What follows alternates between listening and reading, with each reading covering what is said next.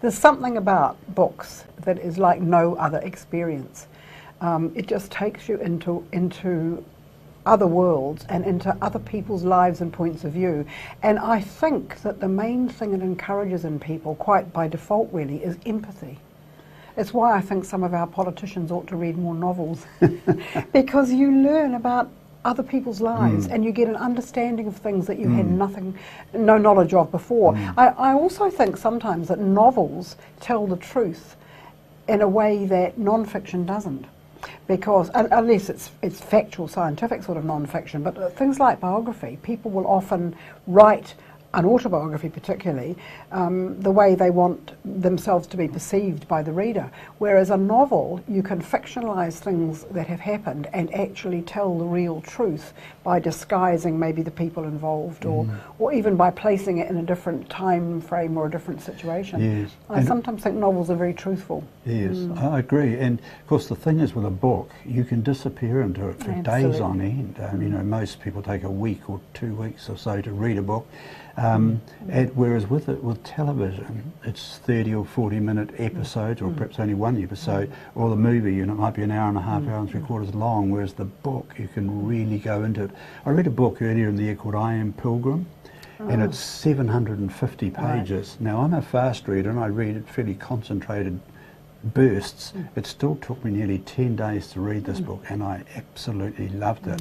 They're talking about making it into a movie. Great. There's no way I'm going to see it. How can you turn 750 pages? You're actively involved in the process of reading. I mean, I think you're doing the imagining. You're seeing, you're creating the pictures in your mind, whereas in television and film, it's all laid out for you. And you can get immersed in it temporarily, but you're immersed really as a passive viewer rather than someone who's really into it the way you are into books. Yes, I think that sums it up beautifully. The Haunted Life, The Lost Novella by Jack Kerouac is a remarkable book because Kerouac, who of course was one of the leaders of the Beat movement way back in the early 1950s, he wrote this in 1944 when he was a student at Columbia University, and he lost it.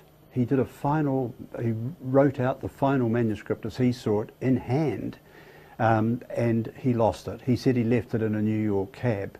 But there's some doubt about whether that's what actually happened to it. But what happened was that in 1992, this manuscript appeared at Sotheby's auction in New York, and someone paid $96,000 for it, and now it's been published in book form. It's a very, very interesting read. It's a quiet novel. It's about young men. It's probably autobiographical, one imagines. It's about young men in the latter part of World War II growing up in a small New England town. But the real fascination is the fact that it's been lost for all these years, and now we can finally read it. The other one I've been reading is Jeffrey Deaver. Now Deaver, and Trouble in Mind, Deaver is, for my money, the finest crime fiction writer working in the US today. He's a New York-based man. He's got over 30 novels published featuring Lincoln Rhyme and Catherine Dance and other people like that. They're very, very popular. This one's a bit different because it's a collection of short stories. The advantage with this is that if you're reading it in bed at night, you've only got to read 40 pages and you can put it down, whereas if I'm reading his full novel, I end up reading it all night. I've just read Where the Rikohu Bones Sings, the new novel from Tina Makariti. It's her first novel. She has written short stories before, and I think this book is going to become a very significant New Zealand novel because it deals with such important themes. There are two pairs of characters 100 years apart, Mary and Uriah in 1880, and Uriah has been a slave to Mary's family because he is a survivor from the Morioris of the Chatham Islands, and the word Rikohu means the Chatham Islands. The 1980s couple are twins. They're born as twins with a Maori mother and a Pākehā father, and one of the twins is Maori and one of them is Pākehā. The Maori boy gradually identifies as Maori. The girl finds it much more difficult. She's very dislocated, but gradually they understand they have a connection back to the Chathams and to the Moriori people.